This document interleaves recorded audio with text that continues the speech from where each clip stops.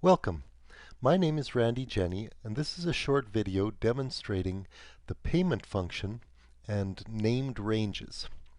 It's aimed at MacEwan University students taking business computing, and you can download the Excel highlights file using the link below. So I'm working on the sheet called Payment and Named Ranges. I'm going to start in cell C5. So the idea here is maybe you're a student and over your college career you've accumulated some student loan debt. So maybe that's $20,000 at 5% interest, and you want to pay that off over 5 years. Maybe you landed a great job and you're in a position to start paying this off. So I'm going to insert a function. I'm going to use the payment function, so I'm going to type in PM. And the payment function needs 3 parameters at least. These other 2 are not bolded, so they are not required parameters, they are optional parameters. So first of all, I need the rate.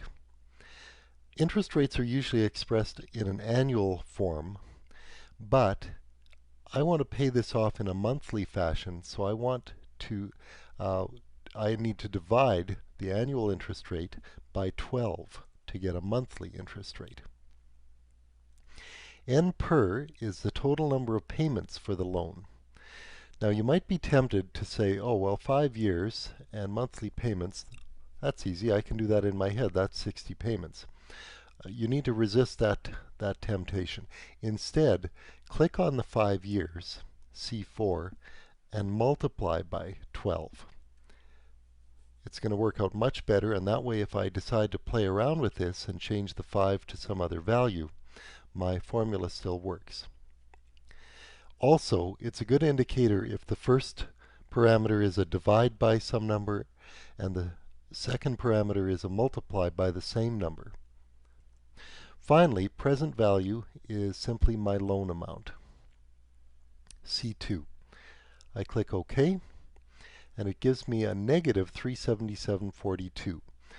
Often payments for a loan are expressed as negative numbers, but depending who your audience is, you may want to flip that to a positive value because some people are uncomfortable with negative numbers. So what you can do is after the equal sign in the formula, put in a minus sign. It's a little trick to just flip that negative value to a positive value. So monthly payments of $377 for 5 years would pay off my $20,000 loan. Now I want to do a similar example over here, but I want to demonstrate the named range function. So I'm going to highlight this range of cells. I'm going to go to Formulas and go to Create from Selection. So what that does, it says create names from values in the left column. So basically it's going to use this set of text to name this range of cells. So I'm going to say OK. So now I'm going to build a similar payment function here, but you'll notice this time it's weekly, so I'm doing a bit of a variation there. So I'm going to go Insert Function, PM again for payment, and this time I need the rate again, so my rate is going to be the 5%, but this time because it's a weekly payment, I'm going to divide by 52 rather than by 12. The other thing you'll notice is instead of a cell address here, it has put in a name, so I'm going to end up with a formula that's much more readable, much more English-like than if I simply used cell values. And that's because of me naming the range of cells earlier. N per is the total number of payments, so that's going to be my 5 years, and it puts in duration in years, times 52, and present value again is the $20,000 loan amount, and OK.